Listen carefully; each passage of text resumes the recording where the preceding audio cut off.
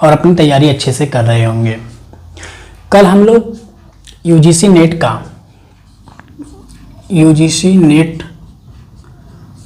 Political science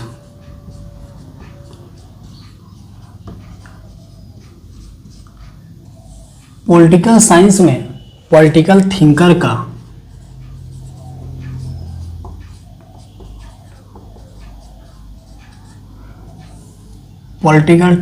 का अरिस्टोटले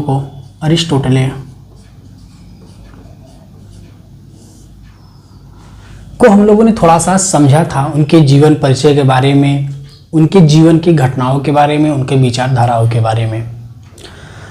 आज हम लोग पूरी विधिवत तरीके से इस वीडियो में हम लोग समझेंगे और यूजीसी नेट के बेस के अनुसार पढ़ते हैं। पहले हम लोग समझ लेते हैं, सुन लेते हैं, उसके बाद लिखवाएंगे आपको जो बोर्ड पे, उसको आप नोट करिएगा। देखिए, जो अरिस्तु थे, यह यूनान के थे। यूनान में एक जगह था मकदूनिया, जिसको मैसिडोनिया भी कहते हैं। जैसे भारत है, भारत का नाम इंडिया भी है, उसी तरह मैसिडोनिया और मकदूनिया दोनों एक ही चीज़ है। अगर कभी एग्जाम में या कहीं किसी बुक अगर आप पढ़ते हैं, अगर एक दो बुक है, अलग अलग बुक को अगर आप अध्ययन करेंगे तो कहीं पे मैसिडोनिया लिखा हुआ आपको मिलेगा, कहीं पे मकदूनिया लिखा हुआ मिलेगा। तो इसमें आप कंफ्यूज नहीं होइएगा, दोनों का मतलब एक ही है। तो अरस्तु का जन्म मकदूनिया के तट पर एक जगह था, स्टेगिरा। क्या था? स्टेगिरा में इनका जन्म हुआ था। इनके जन्म की बात करें अगर हम, तो 384 ईसा पूर्व में हुआ था। 384 ईसा पूर्व में इनका जन्म हुआ था। मृत्यु इनकी 322 ईसा पूर्व में हुआ था। माना जाता है कि जो यह अरिस्टोटले थे, ये बचपन से ही बहुत प्रतिभाशाली व्यक्ति थे, बहुत प्रतिभावान व्यक्ति थे, बहुत टैलेंटेड व्यक्ति थे। अपनी विचारधाराओं से, अपनी विचारों के द्वारा लोगों को आकर्षित करते थे। इनके जो पिता थे, थोड़ा सा इनके फैमिली बैकग्राउंड के बारे में समझ लेते हैं। इनके जो पिता थे वह मकदूनिया के जो राजा थे, राजा एमिनतास तृतीया।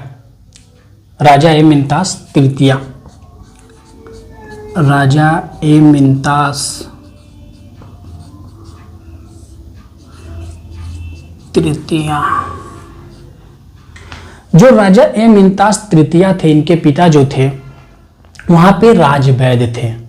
राजवैद्य का मतलब चिकित्सक थे। यानी अगर कहा जाए तो इनके जीवन का जो वातावरण था वह चिकित्सक को देखना, ताकना, दवाइयों को अलग अलग करना, जड़ी बूटियों को अलग अलग करना, यह इन्होंने अपने जीवन में बचपन से ही देखा था, जो कि आगे चलकर इनके जीवन में बहुत महत्व होता है इस चीज का। इनके जो बैकग्राउंड है चिकित्सक का, इनके फैमिली का।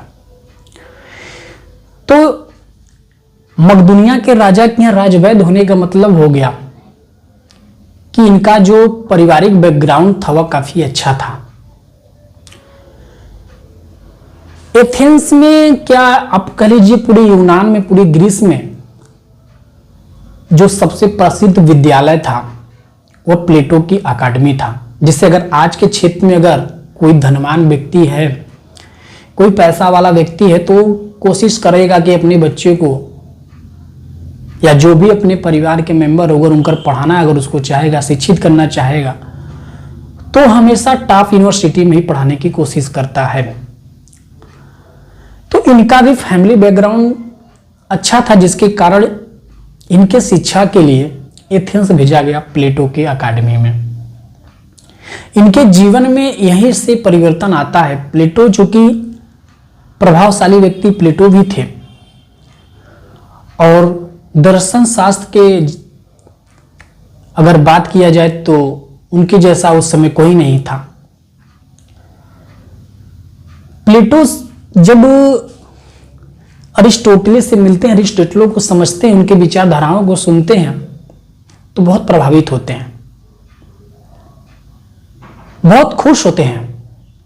जैसे कभी भी होता है कि जो बच्चे होते हैं, जो प्रतिभाशाली होते हैं, तो टीचर्स प्रश्न ऑटोमेटिक हो जाते हैं। अगर वो क्वेश्चन पूछते भी हैं या जो भी चीजें होती है, अगर विचारों में भी थोड़ा सा टकराव होती है, तो फिर भी टीचर खुश होता है कि यह व्यक्ति, यह बच्चा जो है प्रतिभाशाली है, टैलेंटेड है।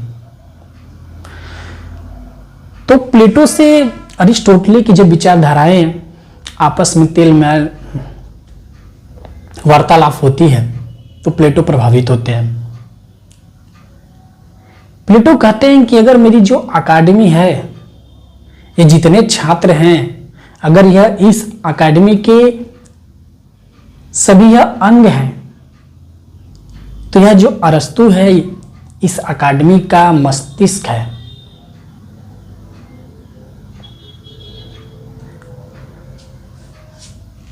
अरस्तु और प्लेटो के विचारधाराओं में, जब धीरे धीरे प्लेटो से अरस्तु शिक्षित होते हैं, तो विचारधाराओं में टकराव होने लगती है।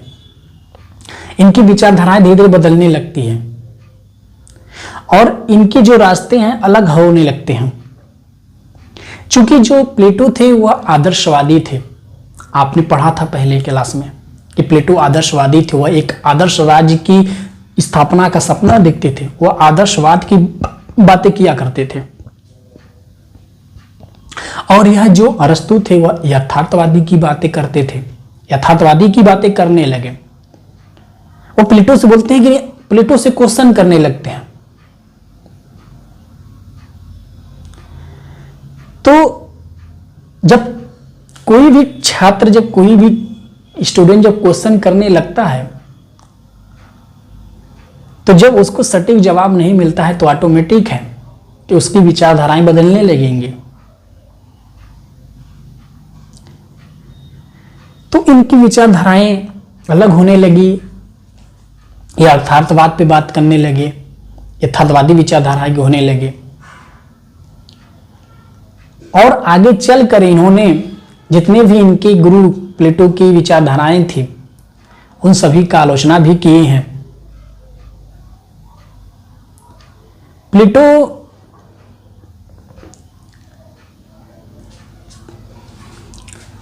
की जब मृत्यु होती है,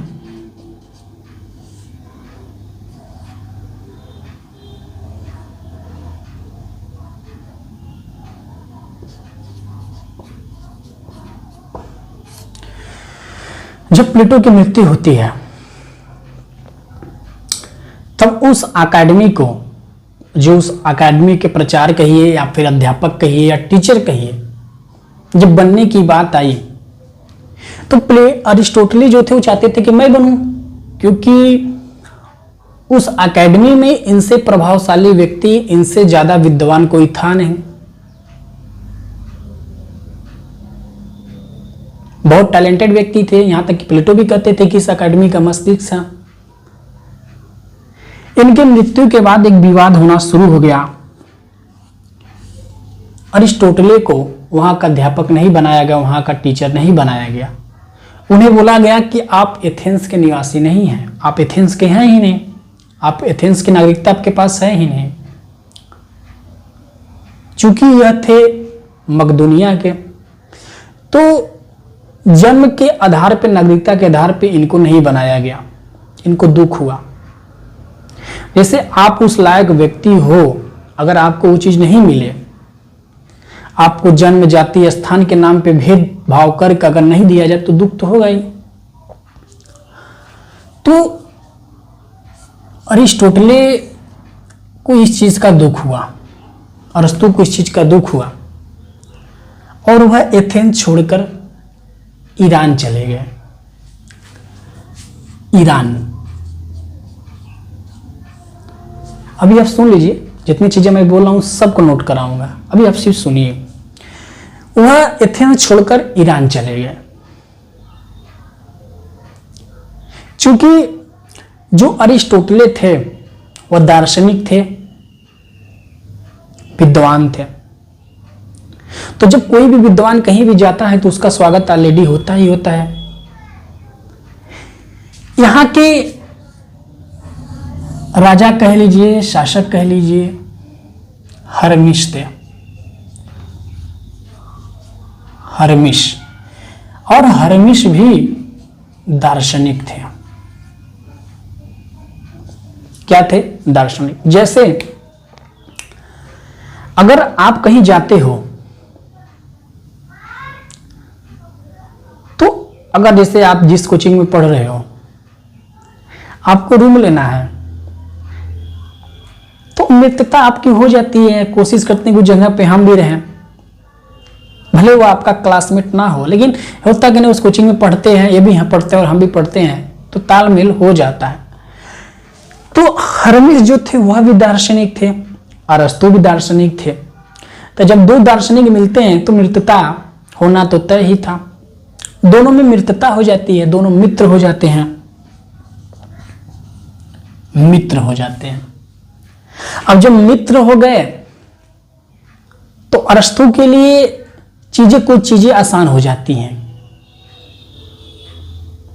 चूंकि हर्मिस तो राजा थे तो चीजें इनके लिए आसान होना तय था। भाई राजा है तो राजा के मित्र को है तो आम बातें हैं।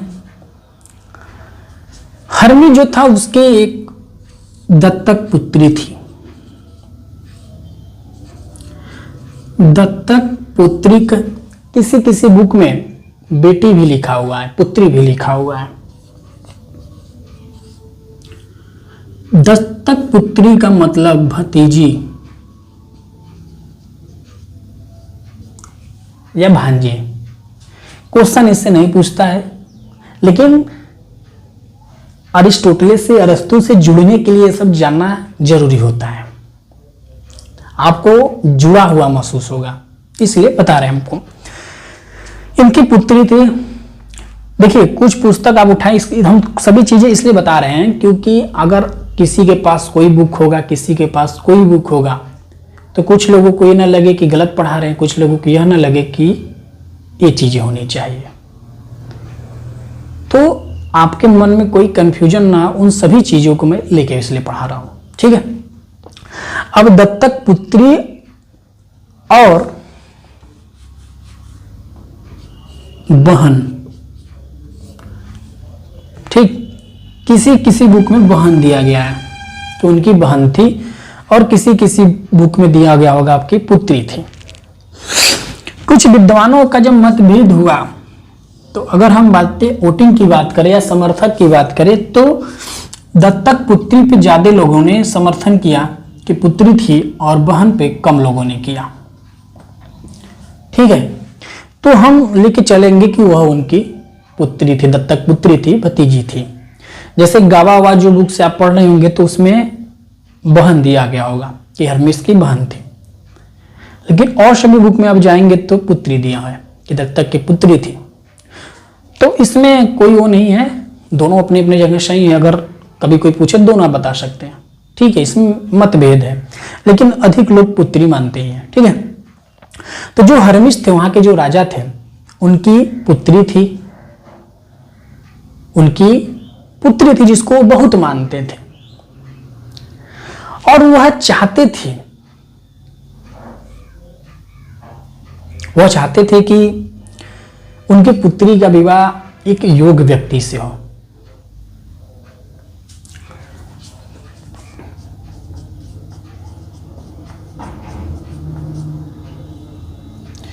यह जो पिथियास थी,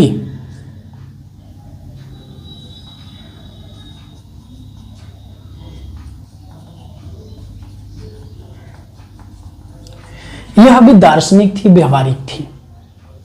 यानी हर्मिस के पुत्री का नाम क्या था? पिथियास था। तो फिर हर्मिस को लगा कि यार अरस्तु के जैसा तो कोई व्यक्तित्व वाला है ही नहीं, अरस्तु जितना विद्वान तो कोई है ही नहीं। और उससे पहले थोड़ा यह था कि जो यह पिथियास थी और अरस्तु थे, इन दोनों की जो विचारधाराएं थी यह मैच खाती थी, एक दूसरे के तालमेल से इन लोग बैठते थे, या हम यूं कह सकते हैं कि इन दोनों में प्रेम विचार चल रहा था। तो हर्मिस अरस्तु को अपने दरबार में बुलाते हैं। डेट एग्जैक्ट नहीं है, लेकिन 344 के आसपास ईस्वी पूर्व। देखिए अरस्तु से रिलेटेड जितनी भी घटनाएं हैं डेट की अगर हम बात करें तो 1 साल 2 साल किसी में कुछ होगा। तो इसका एक ही उपाय है कि आप जब भी डेट लिखिए तो उसके पहले आप लगभग लगा दीजिए, लगभग। ठीक, कोई भी बुक आप उठाएंगे उसमें कुछ होगा, किसी की बुक में कुछ होगा। तो इन दोनों समस्याओं का समाधान केवल एक है, लगभग लगाना। तो लगभग 344 ईस्वी के ईसा पूर्व के आसपास, ईस्वी नहीं ईसा पूर्व, ठीक है, 344 ईसा पूर्व के आसपास में हर्मिस अपने दरबार में अरस्तु को बुलाते हैं और कहते हैं कि हमारी एक पुत्री है, हमारी एक भतीजी है पिथिया, जिससे तुम विवाह कर लो। अरस्तु विवाह कर लेते हैं पिथियास से।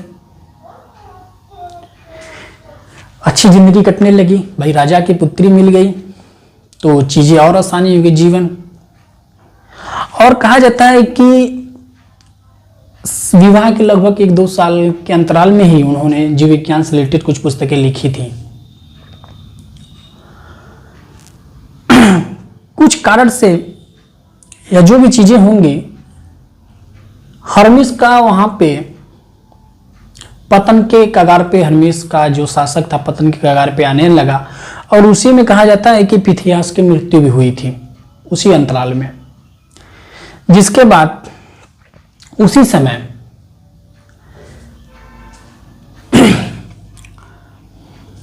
मकदूनिया के राजा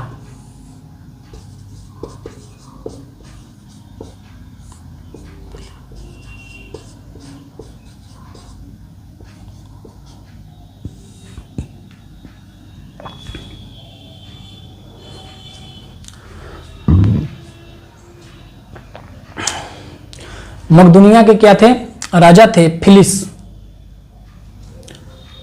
अब फिलिस है कि फिलिप्स है, इन लोग की भाषा अलग है, कहीं कुछ रहेगा। तो इससे क्वेश्चन आता नहीं, केवल आपको समझने के लिए बताया जा रहा है, ठीक, इतना विरोध क्वेश्चन नहीं आता है।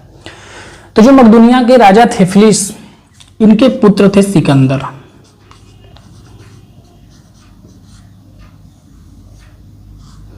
सिकंदर, वही सिकंदर जो विश्व विजेता था, ठीक है।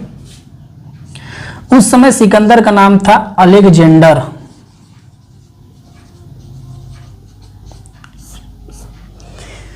तो शुक्रात को बुलावा आता है मकदूनिया के कि मकदूनिया आप आइए, उनके 13 वर्षीय पुत्र अलेक्जेंडर को शिक्षा दीजिए।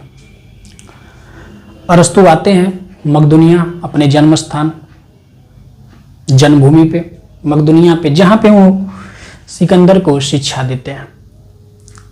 दर्शन शास्त्र, राजनीतिक, नीति शास्त्र, सैनिक युद्ध की, इन सभी चीजों की शिक्षा देते हैं। फिलिस बुलाते हैं, कहीं कहीं पे आपको फिलिस की जगह फिलिप भी है, फिलिप। देखिए जो ग्रीक का वर्ड है, ग्रीक का शब्द है, और जो ये महान अंग्रेज लोग जिसको महान बोला जाता है, महान अपने आप को समझते हैं वो सब, तो उनकी भाषाओं के अनुसार थोड़ी सी वर्ड जो है इन लोग के आगे पीछे है। तो उससे आपको थोड़ा सा बचना है, समझना है कि कोई भी वर्ड अगर है तो गलत नहीं है, ठीक है। तो फिलिस या फिलिप बात एक ही है, ठीक है। तो जो वहाँ के फिलिप थे, राजा फिलिप जो थे, वो बोलते हैं कि हमारे पुत्र को आइए, अलेक्जेंडर को शिक्षा दीजिए। अरस्तु आते हैं, शिक्षा देते हैं उसको, अलेक्जेंडर को। अलेक्जेंडर की विचारधारा थी, वह चाहता था कि पूरा देश या पूरा विश्व जो कि जीतना चाहता था, अपना शासन जो था वह एक शासन चलाना चाहता था। 338 ईसा पूर्व, 338 ईसा पूर्व में लगभग वह पूरा यूनान अपने अधीन कर लिया था। अब यूनान अधीन करने का मतलब यह हो गया कि यूनान में आपका स्पार्टा आ गया, यूनान में आपका एथेंस भी आ जाएगा। तो एथेंस में लोकतंत्र जो चल रहा था वहाँ पे मकदूनिया दल के लोग का शासन आ गया। 335 ईसा पूर्व में अलेक्जेंडर मकदूनिया की गद्दी अपने अधीन ले लेता है, संभालने लगता है। मकदूनिया की गद्दी पे, जो उस राजा की गद्दी पे बैठता है, तो वह प्लेटो के लिए, अपने गुरु के लिए, अरस्तु के लिए, अपने गुरु के लिए एक विद्यालय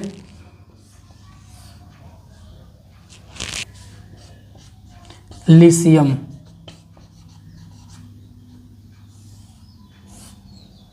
खुलवाने में मदद करता है। अब समझिए कि जिसका विद्यार्थी पूरे राज्य में उसका परचम हो, राजा हो पूरे राज्य का, और उसका संरक्षण मिल जाए, अगर वह किसी चीज में योगदान करना चाहेगा तो बहुत बड़ा योगदान होगा। तो यह जो लिसियम था वह 335 में अलेक्जेंडर ने अरस्तु के लिए खुलवाया, सहयोग दिया, और अरस्तु की यह स्कूल विद्यालय खुली।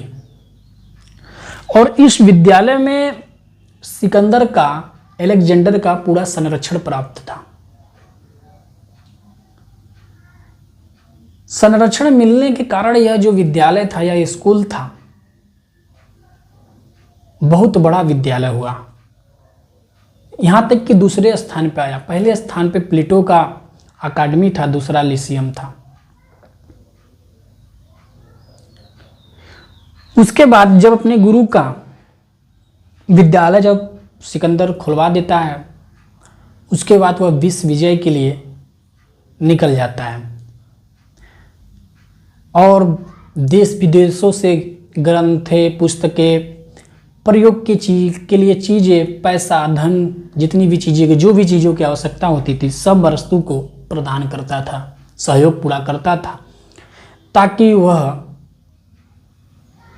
अपनी शिक्षा को, अपने विचार को लोगों तक पहुंचाए। अच्छे से मस्त से जिंदगी अरस्तु की चलती थी, उनकी विचारधाराएं भी चलती थी।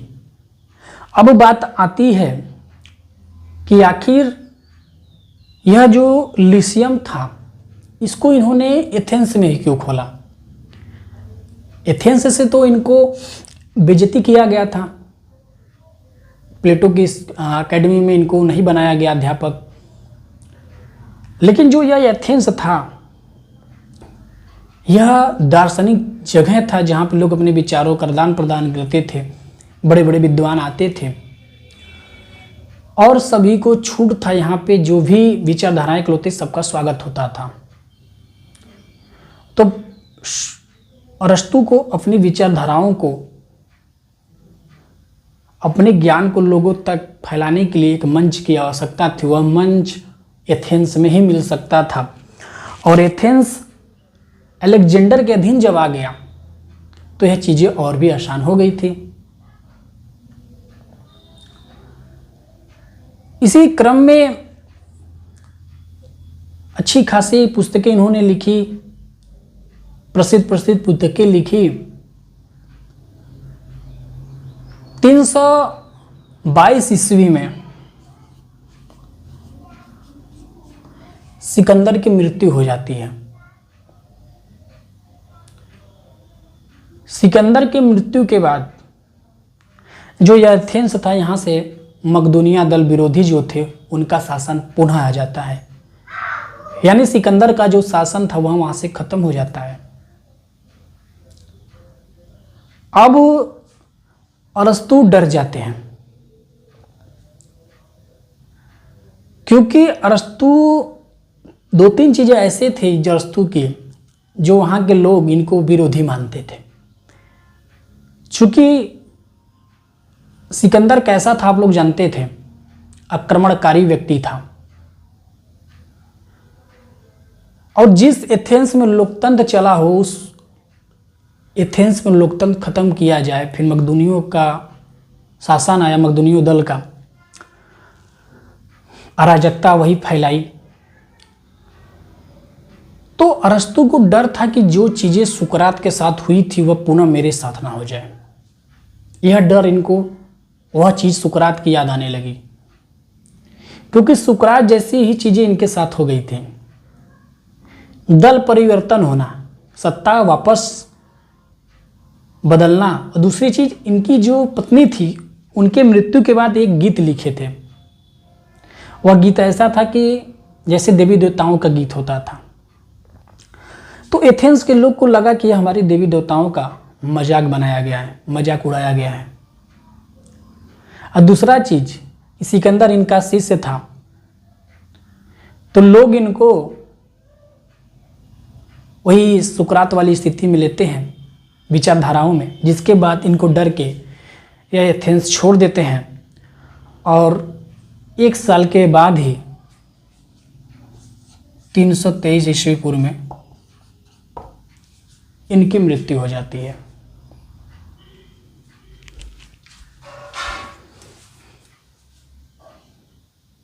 अब आपको ये चीज़ें नोट करना है, ये चीज़ें लिखना है, ठीक है। अभी हमने सब कुछ सुन लिया अच्छे तरीके से, उसमें सब कुछ लिखना नहीं था, नोट नहीं करना था, लेकिन अरस्तु से जुड़ने के लिए, अरस्तु से लगाव होने के लिए उसको मैंने आपको पूरा चीज़ बताई थी।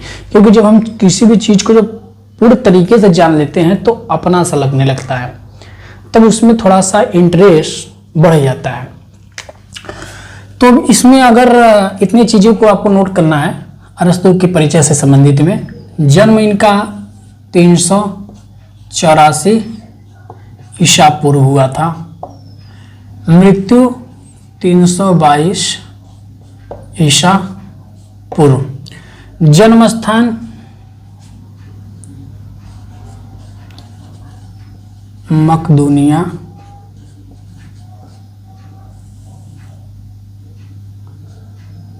यूनान में ना, स्टेगिरा स्थान में, स्टेगिरा। यूनान के मकदूनिया क्षेत्र के तट के निकट पे स्टेगिरा में हुआ था स्थान पे। गुरु इनके प्लेटो थे।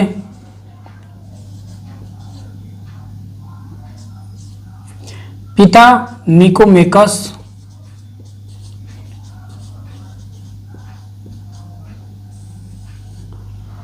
पत्नी पिथियास,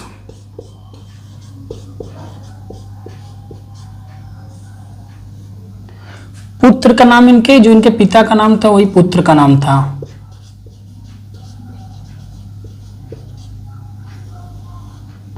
शिष्य इनके कौन थे? सिकंदर।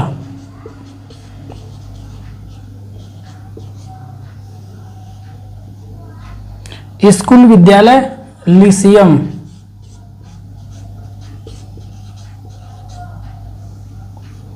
तीन 335 ईसा पूर्व बना था।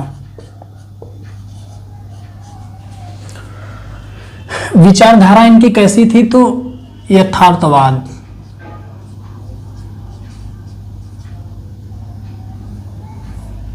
प्रसिद्ध गण पॉलिटिक्स,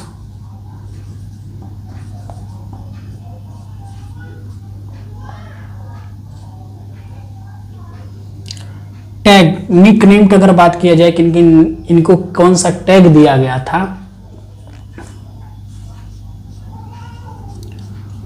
राजनीति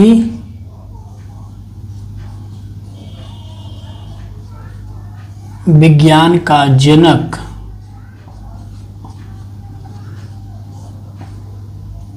या पिता।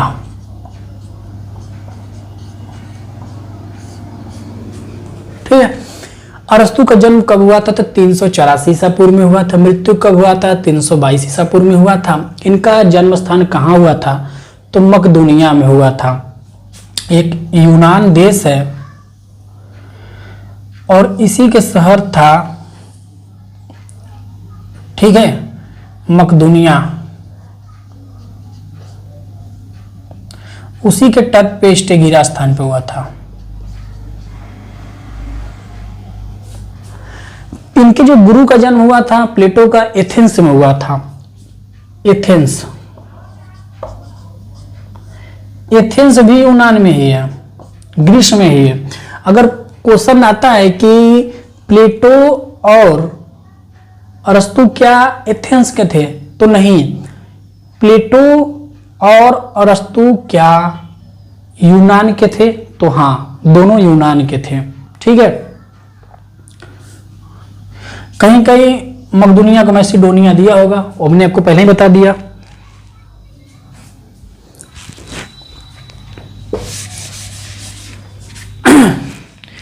इनके पिता का नाम निकोमेकस था, जो कि राजवैद्य थे, राजवैद्य थे। मकदूनिया के जो राजा थे उनके यहाँ पे राजवैद्य थे। इनके पत्नी का नाम पिथियास था, हर्मिस की दत्तक पुत्री थी। हर्मिस की दत्तक पुत्री थी। जब ये एथेंस छोड़कर गए थे, ईरान में गए थे, तो वहां के जो शासक थे हर्मिस थे, उनकी पुत्री जो थी, दत्तक पुत्री थी, पिथियास थी। ठीक है, पुत्र की बात करें तो इनको एक पुत्र था, निकोमेकस था। ठीक है, निकोमेकस इनके पिता का नाम था, वही नाम अपने पुत्र का ही रखे थे। शिष्य इनके सिकंदर थे। एलेक्जेंडर फिलिप के पिता थे, फिलिप के पुत्र थे, इनके पिता फिलिप थे। मकदूनिया के शासक थे द्वितीय फिलिप के पिता, जो फिलिप के पुत्र थे, वह सिकंदर थे। ठीक है, इनके विद्यालय जो थी वह लिशियम थी। जब सिकंदर मकदूनिया के जब राजा बनते हैं, जब मकदूनिया का सत्ता अपने हाथ में लेते हैं, तब यह लिशियम जो विद्यालय था, अरस्तु का जो लिशियम स्कूल था, उसको शुभारंभ कराने में, उसको बनवाने में पूरी सहयोग देते थे, पूरी संरक्षण दिए थे। विचारधारा यथार्थवादी विचारधारा की थी। यथार्थवादी विचारधारा का मतलब कि जो जैसा चीजें हैं उसको ऐसा मानिए।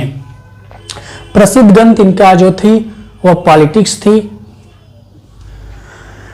इनको टैग कहिए या फिर जो इनको नाम दिया गया था राजनीतिक विज्ञान का, राजनीतिक विज्ञान के पिता का, राजनीतिक विज्ञान के जनक का दिया गया था। क्यों दिया गया था? क्योंकि इसके पहले अभी तक जो भी राजनीति चीजें थी, पिता इनको क्यों कहा गया? आपके दिमाग में आएगा कि पिता क्यों कहा गया।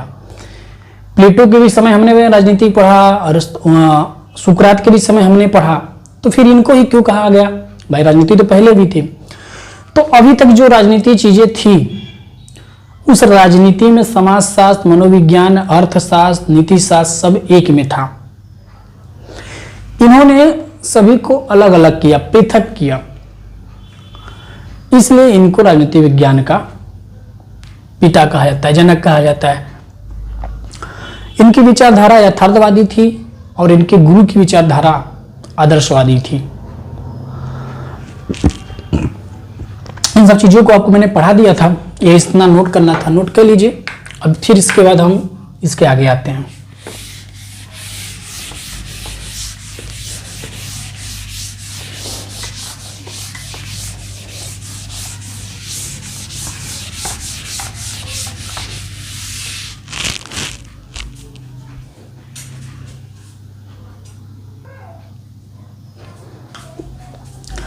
अरस्तु की प्रसिद्ध जो रचनाएं थी, उन रचनाओं से जो क्वेश्चन आते हैं और कौन कौन सी रचनाएं हैं पूछ लिया जाता है, वो उन रचनाओं के बारे में बात करें तो सबसे प्रसिद्ध अगर रचना थी सभी रचनाओं में, तो वह थी पॉलिटिक्स।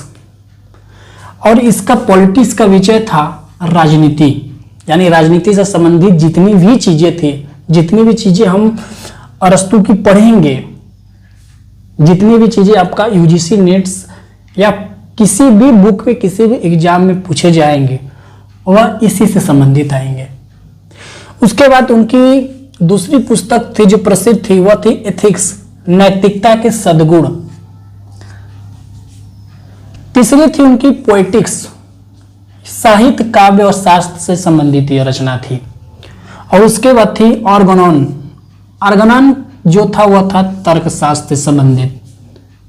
क्वेश्चन पूछ दिया कि जो प्लेटो की एथिक्स थी उसका विषय क्या था, वह किससे संबंधित था? तो नैतिकता सद्गुण से संबंधित था। पॉलिटिक्स किससे संबंधित था? तो राजनीतिक से संबंधित था। आर्गनान किससे संबंधित था? तो तर्कशास्त्र से संबंधित था। प्लेटो कि जो यह शिष्य थे अरस्तु, यह सभी विषय को व्यवहारवादी तरीके से और एक विधि क्रमबद्ध तरीके से अध्ययन किए थे। कहा जाता है कि यह 400 ग्रंथ, टोटल अरस्तु 400 ग्रंथ लिखे थे। 400 ग्रंथ लिखे थे, अध्ययन की बात नहीं होती, 400 ग्रंथ लिखे थे।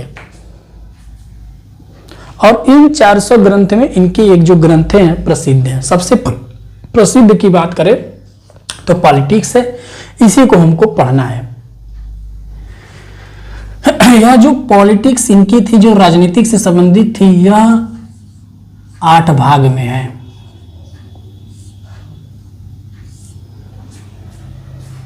किसमें है? 8 भाग में। इन 8 भाग में पूरी राजनीति के बारे में और अपने गुरु प्लेटो की आलोचनाएं भी सब कुछ इन 8 भागों में ही किए हैं। या हम यह भी कह सकते हैं कि जो यह पॉलिटिक्स इनकी ग्रंथ थी उसमें टोटल कितने बुक थे? तो 8 बुक थे या 8 भाग में यह थे। अब इन 8 भाग में क्या क्या चीजें थी उनको हम देखेंगे। जब यह चीजें देख लेंगे, समझ लेंगे, तो फिर इनका प्लेटो की विचारधाराओं से और इनके विचारधाराओं से हम कंपेयर करेंगे, कैसे उनके विचारधाराओं का ये आलोचना किए थे, उन सभी को हम देखेंगे। ठीक है, तो देखते हैं।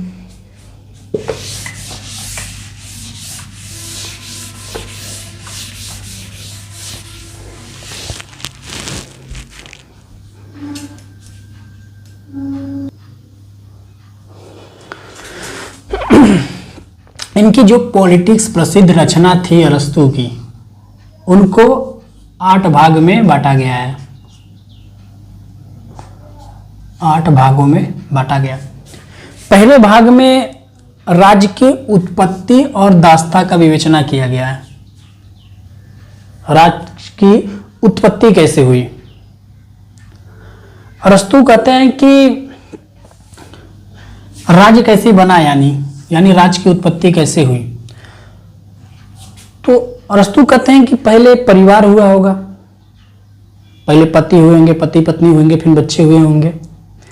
तो परिवार हुआ, व्यक्ति हुआ, व्यक्ति से परिवार हुआ, और जब परिवार से धीरे धीरे बड़ा हुआ, खानदान हुआ, तब एक गांव हो गया। जब गांव और बड़ा होता है तो वो गांव रूप ले लेता है राज्य का। यानी राज्य से पहले आपका परिवार आया था, परिवार से ही राज्य बनता है। राज्य की उत्पत्ति परिवार से हुई है।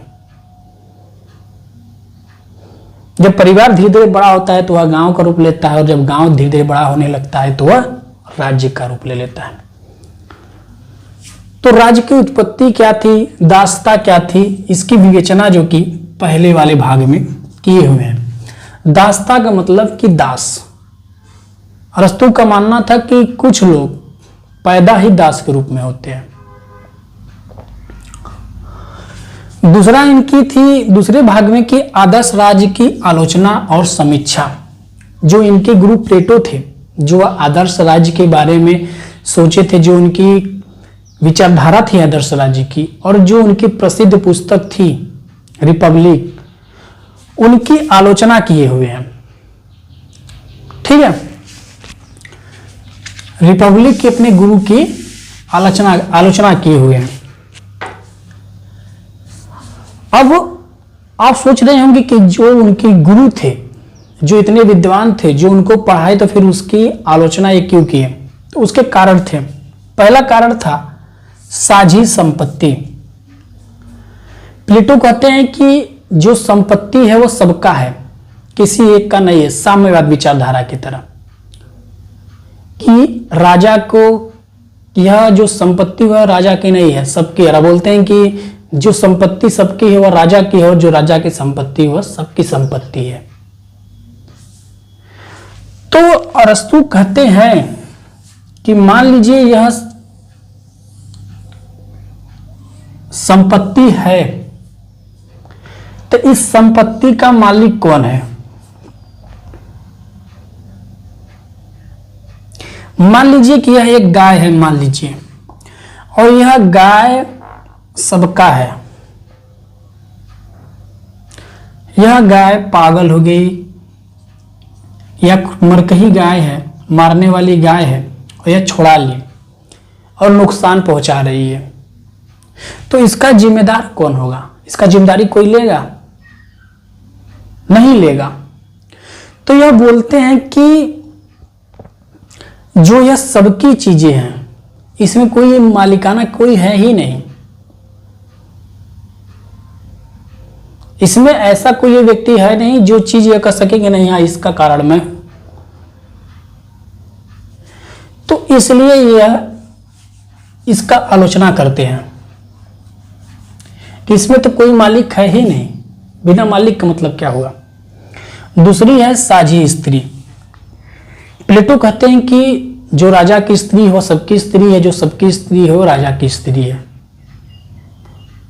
अरस्तु कहते हैं कि इससे रिश्ते खराब होंगे, गलत एक दिशा बन जाएगा, गलत एक तरीका है यह। इससे एक समाज ही खत्म हो जाएगा, क्योंकि रिश्ते बचेंगे ही नहीं। तो इसलिए यह इसके भी आलोचक थे। तीसरा था कि दार्शनिक राजा। प्लेटो कहते थे कि जो राजा है वह दार्शनिक हो। अरस्तु कहते हैं, इनका आलोचना करते हुए कहते हैं कि आज तक पूरे विश्व में कोई विद्वान राजा हुआ ही नहीं है। ऐसा हो ही नहीं सकता, यह पूरा हो ही नहीं सकता कि जो बहुत विद्वान हो एकदम विद्वान ही राजा बने। उसके बाद था इनकी वर्ग व्यवस्था। यह जो व्यक्ति था, व्यक्ति को आत्मा के अनुसार बांटते थे, 3 वर्ग में जो ये बांटे थे, उसका यह विरोध थे किए थे। वो बोलते हैं कि वर्ग के अनुसार नहीं, कर्म के अनुसार, व्यक्ति को कर्म के अनुसार बांटने के लिए। उसके बाद राज्य की परिभाषा। यह आदर्श राज्य बनाने के लिए,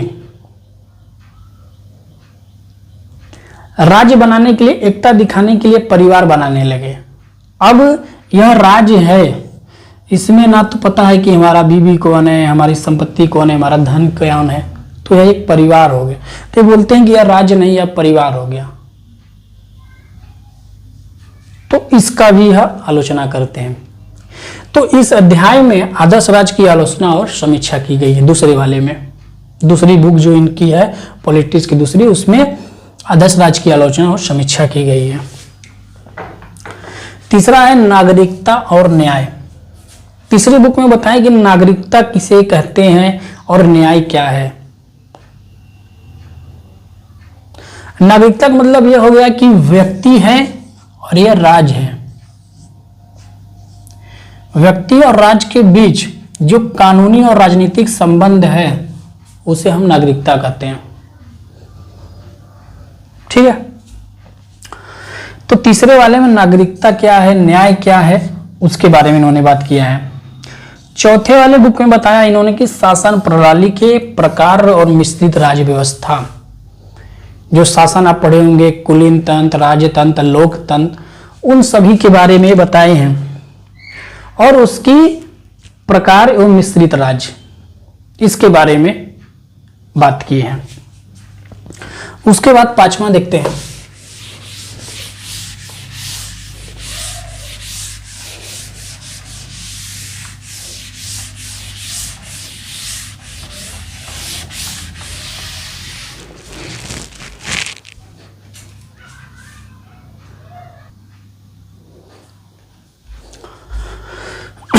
पांचवा है शासन में परिवर्तन और अस्थिरता के कारण। उन्होंने 5वें बुक में लिखा कि जो शासन है वह स्थिर क्यों नहीं रहता है, वो परिवर्तन क्यों हो जाता है, राजतंत्र के बाद लोकतंत्र हो जाता है या लोकतंत्र के बाद राजतंत्र क्यों आ जाता है, कुलीन तंत्र क्यों हो जाता है, स्थिर क्यों नहीं रहता है एक शासन। उसके बारे में 5वीं वाले बुक में उन्होंने जिक्र किया हुआ है, लिखा हुआ है। 6वां बुक में आपका है उनके लोकतंत्र और कुलीन तंत्र। लोकतंत्र क्या है, कुलीन तंत्र क्या है, उन सभी के बारे में लिखा हुआ है। 7वां उनकी बुक में है आदर्श राज्य की रचना। आदर्श राज्य कैसे होनी चाहिए, आदर्श राज्य की क्या विशेषताएं हैं, इन सभी के बारे में लिखा हुआ है कि आदर्श राज्य में आदर्श जो व्यक्ति हो आत्मनिर्भर होना चाहिए। बहुत सारी चीजें जो हैं आदर्श राज्य की उस 7वें वाले बुक में लिखे हुए। 8वां है शिक्षा और राज्य, कि राज्य की शिक्षा व्यवस्था कैसी होनी चाहिए। जो शिक्षा है वह सरकार से संबंधित होने यानी गवर्नमेंट के अधीन होना चाहिए, राज्य के अधीन होना चाहिए। शिक्षा का उद्देश्य क्या होना चाहिए। इन 8 पुस्तक को इस तरीके से बांटा गया है। अब जो भी चीजें पढ़ी जाएंगी, जो भी चीजें होंगी अरस्तु से संबंधित पूछी जाएंगे, इन 8 से ही संबंधित पूछे जाएंगे। और आगे जो भी हमें कुछ पढ़ना है इन 8 पुस्तकों से ही संबंधित पढ़ना है।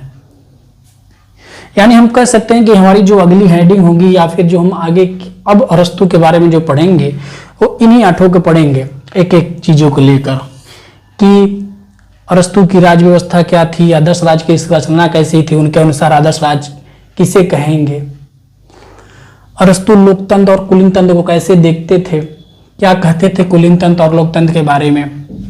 यही सब चीजें अब आगे हमको पढ़नी है।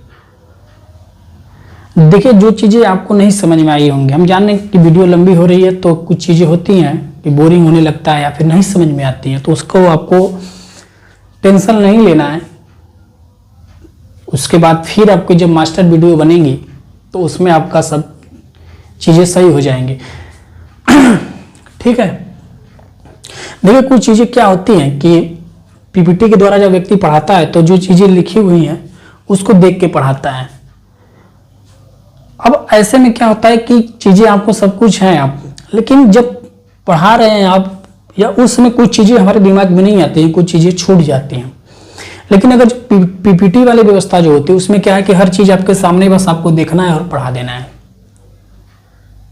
तो थोड़ा सा इस चीजें का प्रभाव पड़ता है। तो इसको आप नहीं लीजिएगा, क्योंकि जब बिना पीपीटी के द्वारा जब व्यक्ति पढ़ाता है तो वह पूरी की पूरी अपने एक याददाश्त पे डिपेंडेंट हो जाता है कि कुछ चीजें छूटे ना। वो पढ़ाता रहता है और सोचा भी रहता है कि क्या चीजें छूट रही हैं। तो थोड़ा सा इसका होता है, जिसके कारण क्या हो जाता है माइंड दो तरफा हो जाता है, तो थोड़ा सा चीजें बोरिंग होने लगती हैं। ठीक है। मैं ये सब लिख के इसलिए पढ़ा रहा हूँ, ऐसा नहीं है कि अब मैं सोचिए कि मैं लिख के पढ़ा, इसलिए पढ़ा हूँ क्योंकि वीडियो लंबी जा रही है और आपके समय को थोड़ा सा कम किया जाए, आपके टाइम को वेस्ट ना किया जाए, इसलिए थोड़ा सा मैं लिख के बता दे रहा हूँ। क्योंकि वैसे मैं लिखूंगा तो समय जाएगा, इसलिए इस तरीके से। ठीक, तो अब थोड़ा सा आगे देखते हैं।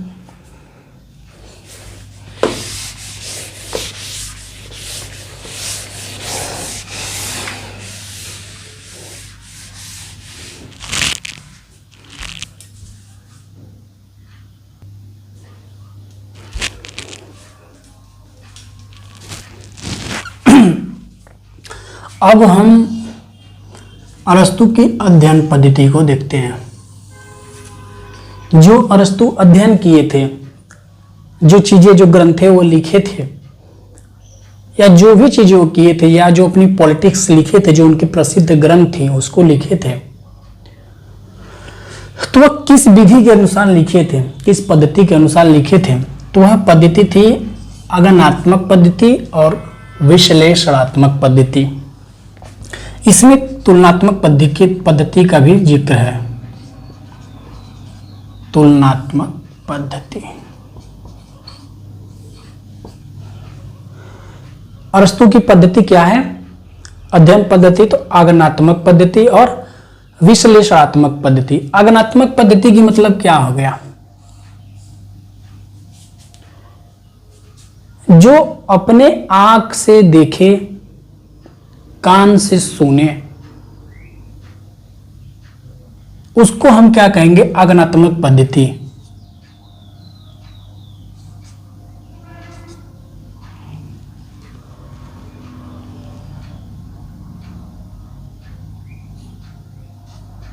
आगमनात्मक पद्धति, आगमनात्मक पद्धति हम किसे कहेंगे?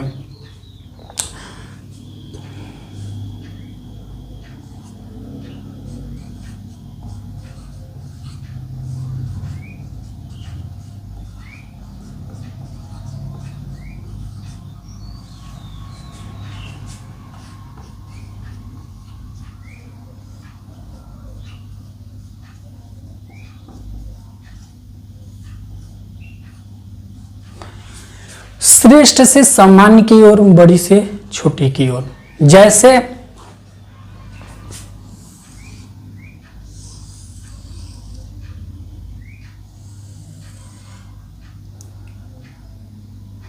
बोला गया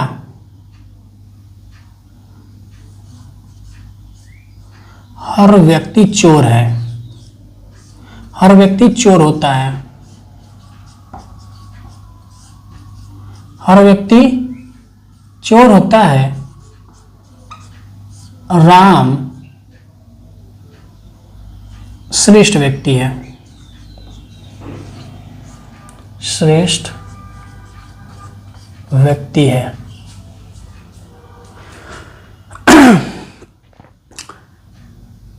देखिए बोला है श्रेष्ठ से सामान्य की ओर, बड़ी से छोटी की ओर, यानी बड़ी बात में छोटी बात हमें खोजना है। इसमें बोला गया कि हर व्यक्ति चोर होता है, राम श्रेष्ठ है। यह बड़ी बात बोला गया कि हर व्यक्ति चोर होता है, राम श्रेष्ठ व्यक्ति है।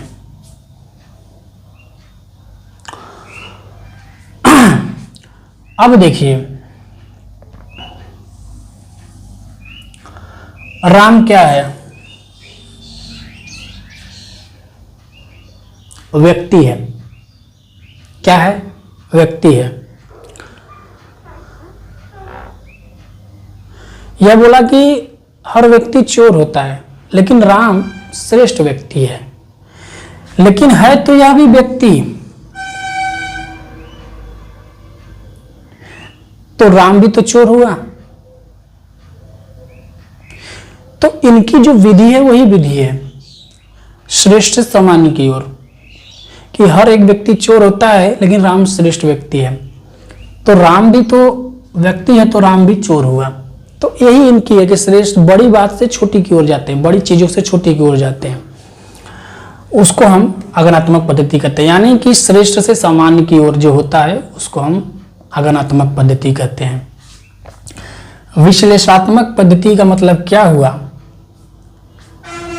जो विश्लेषण करे, यानी छोटी छोटी चीजों में बांट के समझे। जैसे इन चीजों हैं तो इनको छोटी छोटी चीजों में बांट दिए, हर व्यक्ति चोर होता है, यानी छोटी छोटी चीजों में करके उसको समझना, उसको क्या है? विश्लेषणात्मक पद्धति कहेंगे। तुलनात्मक पद्धति जो है, तुलना करके जो चीजों को आपने खंड खंड में किया तो उसमें दोनों में तुलना करिए। अनुभववादी, इन सब चीजों का भी आगे आप पढ़ेंगे तो यह सब वर्ड यूज होगा। और अरस्तु इन सब चीजों का भी यूज किए थे, इन सब विधियों का भी यूज किए थे। अनुभववादी का मतलब है जो अपनी आंखों से देखे, कानों से सुने और अनुभव के आधार पे जो चीजें बताए, जो चीजें लिखे, उसको हम अनुभववादी पद्धति कहते हैं। अनुभव के आधार पे। कारणवादी, जो किसी भी चीज के पीछे का कारण खोजे कि किस कारण से यह हुआ, क्या इसके पीछे कारण था, उस पद्धति को कारणवादी कहते हैं। तुलनात्मक, मैंने बताया कि जो तुलना करते हैं उसको तुलनात्मक कहते हैं। वर्गीकरण विधि, जो छोटी छोटी चीजों को जो उनको है एक में, उनको अलग अलग करके एक वर्गीकरण कर दे, उसे हम, जैसे मान लीजिए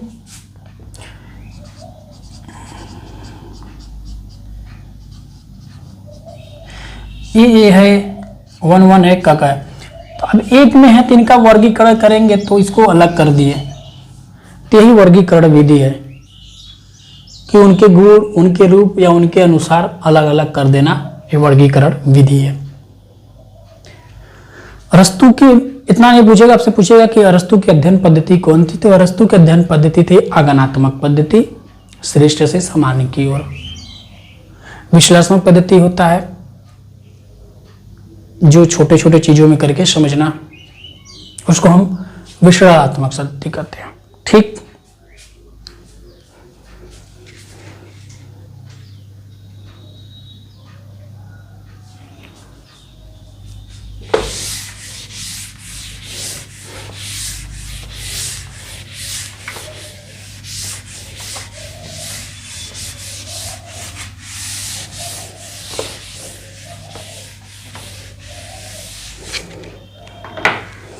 अब आगे की चीज़ें हम लोग कल की क्लास में देखेंगे, क्योंकि ये क्लास हो गया है लंबा और ढेर लंबा हो जाएगा, तो आप लोग को समझ में आएंगे नहीं और आप लोग शायद पूरा देखेंगे भी नहीं। तो इसलिए अब कल क्लासेस हम लोग स्टार्ट करेंगे, ठीक है। तो कल हम मिलते हैं, कल की क्लासेस देखते हैं। जो चीज़ें नहीं समझ में आएंगी आप कमेंट कर सकते हैं। डिस्क्रिप्शन में आपको मिल जाएगा व्हाट्सएप ग्रुप, उसमें आप जुड़ सकते हैं। उसमें यूजीसी नेट से संबंधित नोट्स, पीडीएफ जो भी चीज़ें हैं वहाँ पे आपको मिल जाएंगे।